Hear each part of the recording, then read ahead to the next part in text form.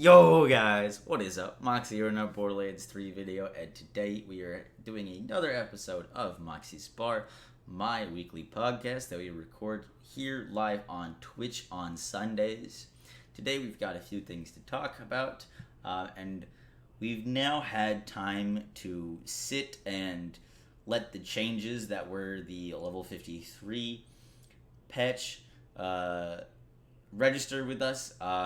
I was initially not so happy about level 53, but now that we've been playing on it, I'm going to give my opinions on it. We're also going to be talking about the Broken Hearts event, the wedding invitation, the new hotfix, the Borderlands movie, the new DLC that's being added, and the ending of the VIP program. So a lot of things to talk about today. We're going to try to get through them pretty quickly. So first off, patch notes, Borderlands 3, February 20th, 2020. Patch notes was basically nothing. Nothing really happened, which is cool and a good sign. It feels like the nerfs and buffs are kind of like slowing down a lot. Obviously, they're not done with them, but they've seen that the community's upset in the last Borderlands show that they're only trying to nerf things if they truly deserve it. I do hope that we get some more buff love for a lot of the underperforming weapons. I did a little stint the other day in Mayhem Zero, and it was honestly a lot of fun having pretty much every legendary weapon that I picked up and used be super viable to kill whatever I wanted. So that was cool, and it made me kind of miss some of the underrated and underused weapons that just can't perform in Mayhem 4 because of their stats and the way they work. So that was unfortunate. I do hope that we get some buffs in the future. We do have some things to talk about. Let's get into the meat of the topic first, and let's talk about this level 53 increase and what I thought about it, because originally I was upset. This was the big patch or hotfix that happened on February 13th that included the Broken Hearts Day event toggling, skippable cutscene, level cap increase, true takedown mode, guardian ranks, Stadia finally catching up to everyone else. Felt bad for all our Stadia buddies. And first off, event toggle was great. Skippable cutscenes. I haven't gone back and done the campaign yet with skippable cutscenes, but I've heard that they're very nice. I am able to skip the Wotan cutscene, so that's nice for me. But the level cap increase, kind of a doozy, kind of a hot topic. My final thoughts on the level cap increase after playing with it is that I like level cap increases. Level cap increases are great. They are good for a kind of like a whole. They're kind of like a reset on the player base. When you give a level cap increase, it gives people a new reason to grind for new items, a new skill points to play around with, and overall they're good for the health of the game and the community. Now, this one was so controversial because it was only 3 levels, the smallest level cap increase that I think Borderlands has ever had. All the other level cap increases that we've had are quite substantial, and with the amount of current content in the game, the 3 level cap increase was a little weird. After playing with the level cap 53, I don't mind it. It gets me excited. I'm now excited when a level 53 weapon drops, and it's kind of having that Borderlands experience all over again. Even though it's just 3 levels, it is significant. It's a 29% increase in the damage of weapons, and so it gives me a reason to farm again, because I was pretty stacked on almost everything I needed. I had everything I needed. I would just farm to farm, and I wasn't really caring too much about what was dropping, but now I'm clearing out inventory space, picking up things again, and for me that's awesome, and I really do like it. The 3 extra points, while small, do add some nice bonuses for some characters. Flak comes to mind immediately, being able to pick up some more single point skills in his blue tree that are super, super nice for him. Um, I think that the level 53 cap was just a test, kind of, to look at the scaling once it increases past 53. But I do think that the timing was very, very hurtful to the community. And I'm hoping that they saw what happened and don't increase it by 3 levels again, because I think they would piss off a lot of people. I think that for the time being, it's totally fine. The 3 level cap increase, because the best thing about the level 53 cap increase is if it was a 10 level increase, you would need to replace everything. All your god rolls, all your perfect weapons would become irrelevant. And with a level 53 cap increase, the best thing about it is you can still keep those guns. You can replace them slowly over time. But if it really was like 10 levels, everything you had now becomes irrelevant. So you can run a true takedown. You can do endgame content with your stuff still, and just slowly replace it, which is nice. But I hope in the future we get more substantial level cap increases, because also for me it's a little tedious to like update my builds with 3 points. It's much more exciting for me to be able to update my builds with way more points to work with and have new possibilities. While 3 points are nice, it's not a huge amount of possibilities. But what I was saying about the timing of it was it came right after a red chest farm event, which was amazing, and it came right after a farming frenzy event where you had people and the takedown scaling to the number of players. So many people, from what I saw on Twitch numbers and community interest, increased. People were having fun. People were farming rare chests on Twitch. People were getting a lot of loot that they had never been able to get. People were actually putting in the work to farm specific enemies to finally get the god roll that they needed. And overall, it was a great time in Borderlands. I think that a lot of people were really excited for this patch and to see what they did with it. And I just said before the Borderlands show, I was like, all right, Gearbox, you have everyone's attention. Everyone is back and we're interested and we're excited. And then level cap increased to 53. I just think the timing of it was kind of... it just wasn't paying attention to what was going on in the community. And there's still a lot of work to be done with farming. The loot pools are still too crowded, but from when the game came out to just being able to farm Grave Ward to now being able to farm specific enemies, we've seen a great change in this game, and it's come a long way. It really, really has, and that's important to note. We got our true takedown back. We are able to fight in the scaled 4 players. Now, from what I've seen, 4 players seems to drop a little bit more loot, but I wish they had like given a definitive like, hey, 4 players scaling is like worth doing because of this. You know what I mean? Because there should be some... If it's optional now, there should be some real rewards. From what I was doing, like placebo effect, maybe it felt like there was more loot, and I think there is, but there really should be some more definitive answers to why I should do true takedown mode versus just doing it on easy mode. Guardian rank toggles are great. They are awesome, and super happy to have them in the game. And then next, let's talk about this Broken Hearts event. Now, the Broken Hearts event was good with some big flaws. I like that we had an event with new content and new weapons. It was great. I didn't enjoy it as much as the Bloody Harvest event, with the theme and the mission and going back and having our own boss that was added.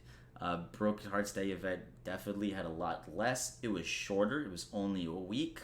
And so I wanted to talk about that and why the decision was like Short events like this are great, especially as ways to introduce new weapons. It's not uncommon for games like this to like every 2 weeks or something like that to have like a new weapon release. Something like that would be great, and more like short events like this could be really really awesome. I understand that like making up a whole new like playable area takes up a lot of resources and people, but short events like this are nice. But this is a game about farming, and having people on console and PC as well. I mean, like, yes, you can like save farm, but having the best weapon come out of this event be a one-time redeem on your character with the way of how powerful and important anointments are was a misstep in my opinion. Maybe we'll have the wedding invitation farmable in the future, but I really do think that like you could have the wedding invitation redeemable for 100 hearts. Let every character, no matter who they are, what level they are, get the wedding invitation so that they can have it.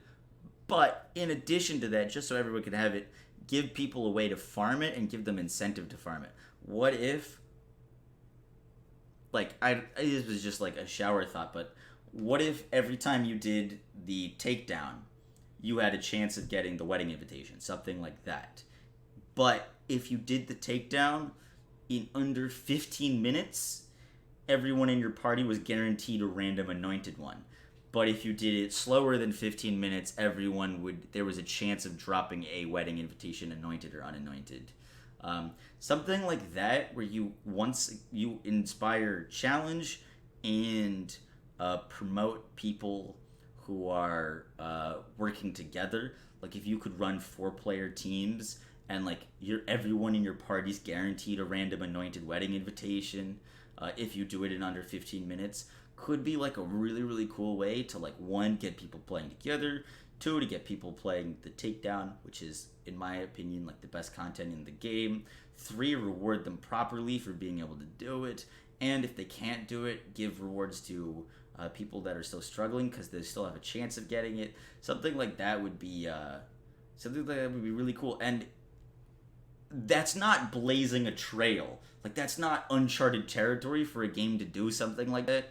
Plenty of games that are like Borderlands have done things like this, and it wouldn't be like groundbreaking for Borderlands to include, like, I'm thinking like right now of Destiny and how they have like legendary quests or exotic quests to get things.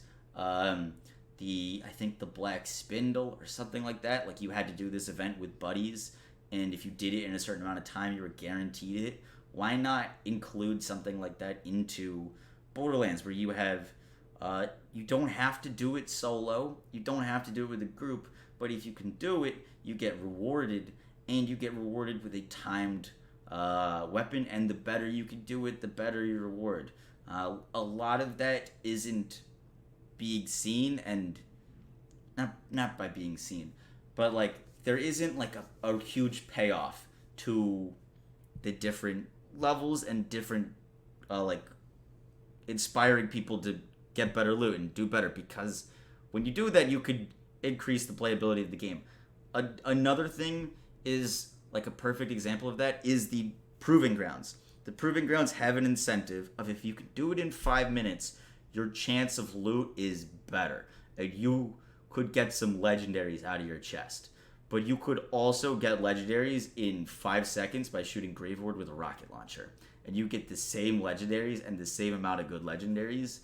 Have it be, like, actually promoting teamwork and, like, skill in something like the Proving Grounds, where if you get it in under 5 minutes, hey, you're guaranteed a chest of all anointed legendaries. Something like that, which would be so cool. I think that would do a lot for the game in promoting people to work together and rewarding grinding the game. The Proving Grounds is one of those concepts that, like, when the game first came out, I was super excited about, and then I played them and I was like, oh, there's absolutely no point in doing this. When they added the dedicated drops to the proving grounds, that was nice. But hey, like, what if you do the proving grounds in under 5 minutes, you are guaranteed the class mod that's the dedicated drop. You know, something that would really promote people working together, grinding the game, and having better builds and trying to get the best stuff. Because right now there isn't that. There just isn't. And I think events like the Broken Hearts Day event and having new weapons introduced that are super powerful are worth it if you want to make it so that everyone gets it. But hey, if you can do this or do that, you have additional options to earn the best weapon in the game and get more of them.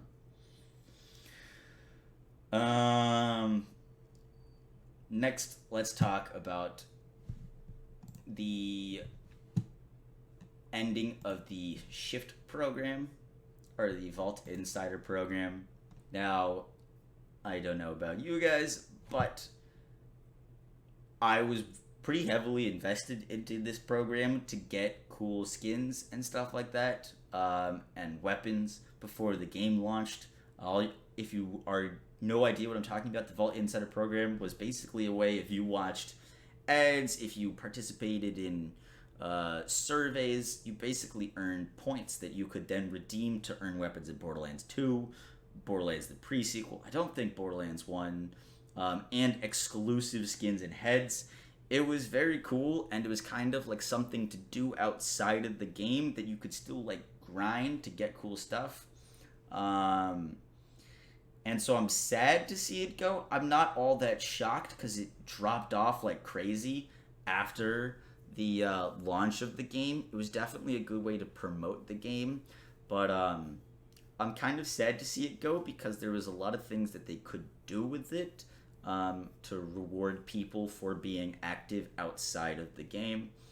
But it is going away. Unfortunate.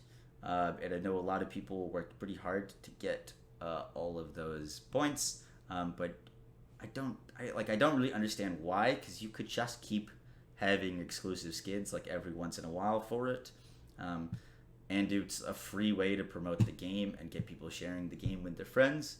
So yeah, that's gone. Oh well, hopefully we get maybe something better or revamped. And let's see. Oh, so we've got the next DLC coming out. Where is it here? The next DLC is on its way. It's getting revealed on the 27th. Yeah, February 27th.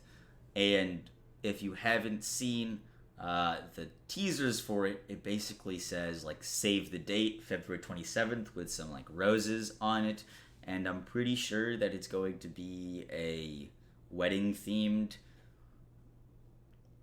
DLC, which is cool. I mean, we got the Valentine's Broken Hearts event, we got the wedding invitation sniper rifle, we have the save the date, so I'm pretty confident it's leading towards some sort of like wedding themed DLC, which is super cool, but I hope that they do a twist on it, because we already had the Borderlands 2 DLC, or Headhunter pack, which was a Valentine's Day Headhunter pack with the Moxsy, and I forget the names, but there was two like Goliaths that got married.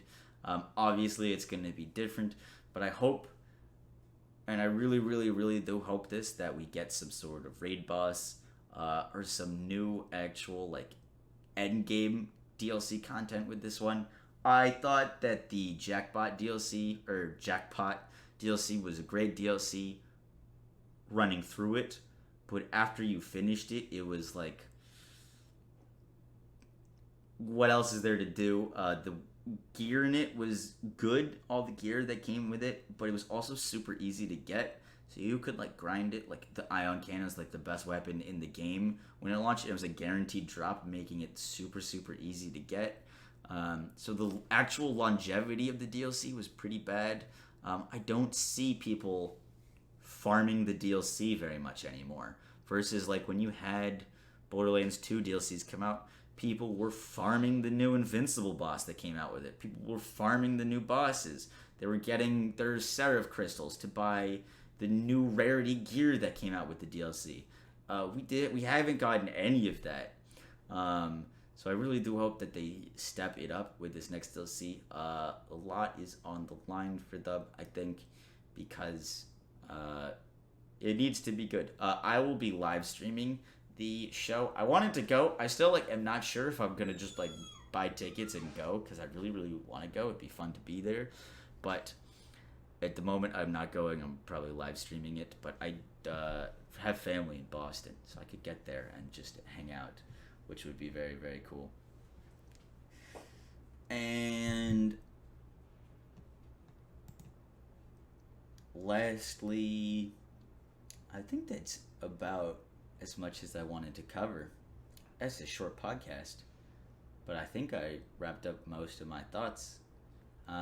Hopefully, we get some changes to the game coming soon. Some buffs, some leaderboards, some incentives, some legendary quests, some reason for doing the takedown on True Vault Hunter mode. And lastly, one other thing is the Red Chest event was sweet. It was so much fun for streamers and for people playing the game. It was rewarding, and it gave people a reason to open up chests afterwards.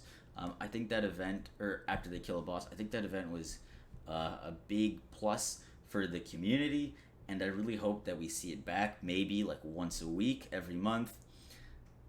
It doesn't make sense that you should be opening up chests on the droughts in your first playthrough and getting legendaries from them, but as a limited time event to keep up the hype of the event would be really really awesome. So I do hope they did that, because during that event was some of the most fun I've ever had on Twitch streaming Borderlands. So I really do hope that they bring that back. If you guys have any questions now, we're gonna start answering them. If you